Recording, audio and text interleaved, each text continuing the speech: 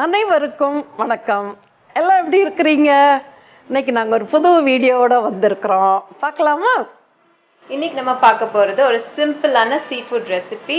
இது ரொம்ப ஈஸியாக இருக்குது, அதே மாதிரி ரொம்ப டேஸ்டியான ஒரு டிஷ். இது நீங்கள் ரைஸ், நிறைய டைப்ஸ் ஆஃப் ரைஸ் கூட நீங்கள் சாப்பிட்லாம். Like sambar rice, curd rice, இல்லை பிளெயின் ரைஸ் கூட நீங்கள் வச்சு சாப்பிட்டுக்கலாம். அதே மாதிரி தோசைக்கு ரொம்ப நல்லாயிருக்கும். ஸோ இப்போ ரெசிபிகளுக்கு போகலாமா? தேவையான பொருட்கள் என்னெல்லாம் பார்த்துடலாம். இதுக்கு என்னன்னா, இது இன்னைக்கு மாசி கருவாடு தான் நம்ம செய்ய போகிறோம். மாசி கருவாடு அது பவுடர் பண்ணி வச்சிருக்கிறேன். அப்புறம் முக்கியமாக சின்ன வெங்காயம் தான் இதுக்கு ரொம்ப டேஸ்ட் கொடுக்கறதே. அதனால் சின்ன வெங்காயம் நிறைய நம்ம இப்படி கட் பண்ணி வச்சுக்கணும். அப்புறம் சின்ன சீரகம், அது தாளிக்கிறதுக்கு சின்ன சீரகம், மிளகாத்தூள், மல்லித்தூள், தக்காளி, கொஞ்சமாக புளி கரைசல், கருவேப்பிலை, உப்பு, இவ்வளோதான். பார்க்கலாமா?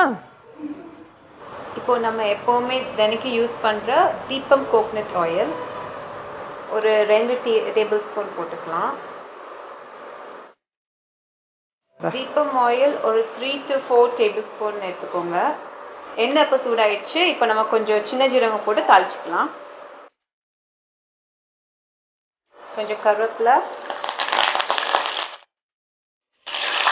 சின்ன வெங்காயத்தை போட்டுக்கலாம். இப்போ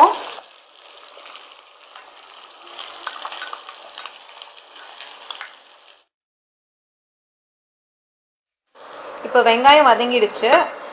இனி நம்ம வெட்டி வச்சிருக்க தக்காளியை உள்ள போட்டுடலாம்.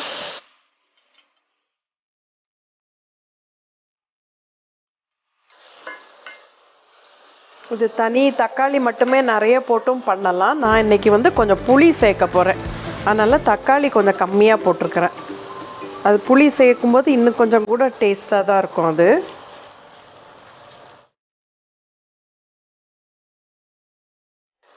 தேவையான அளவு உப்பு சேர்த்துக்கலாம். ஏன்னா அதுவும் கொஞ்சம் சால்ட்டியாக தான் இருக்கும். அதனால் நம்ம பார்த்து கொஞ்சம் கம்மியாகவே போட்டுக்கலாம். தக்காளியோடய போட்டால் தக்காளி சீக்கிரமாக வதங்கிடும். அதனால் அதை நல்லா வதங்குற வர சுருளை வதக்கி எடுக்கணும், தக்காளி வெங்காயம் ரெண்டையுமே.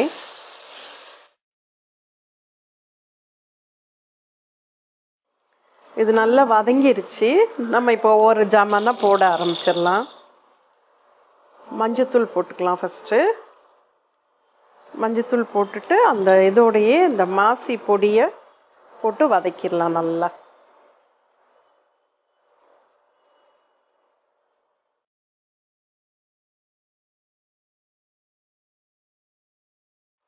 அந்த மாசி பவுடரை போட்டு அதை கொஞ்சம் வதக்கிக்கணும்.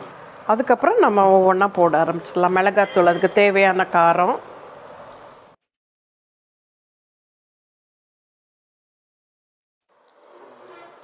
மல்லித்தூள்,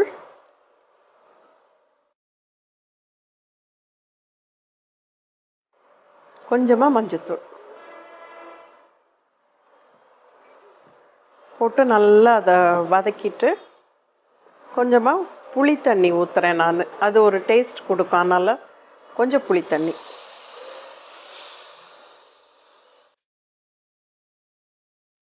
உப்பு இதுக்கெலாம் நம்ம கொஞ்சம் புளியும் சேர்த்துக்கிட்டோன்னா அது அந்த பேலன்ஸ் ஆகும் அந்த டேஸ்ட்டு. இந்த ஓவர் உப்பு காரம் அதோடு சேர்ந்து அந்த புளியும் இதாகும்போது கொஞ்சம் டேஸ்ட்டு என்ஹான்ஸ் பண்ணி கொடுக்கும். கொஞ்சமாக தண்ணி தெளிச்சுக்கலாம். அதில் வேகிறதுக்காக கொஞ்சம் தண்ணி தெளித்து அதை வேக விட்டுறலாம்.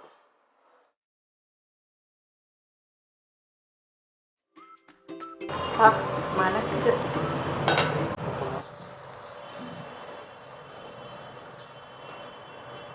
ரெடி ஆயிடுச்சு. நல்லா அந்த தண்ணியெல்லாம் அது சுண்டி கொஞ்சம் நல்லா தொக்கு பக்குவத்துக்கு வந்துருச்சு.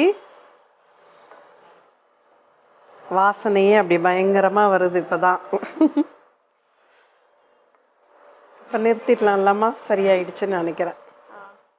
இப்ப நம்ம ஸ்டவ் ஆஃப் பண்ணிடலாம். சுவையான மாசி தொக்கு ரெடி ஆயிடுச்சு. இப்போ டேஸ்ட் பண்ணி பார்க்கலாமா?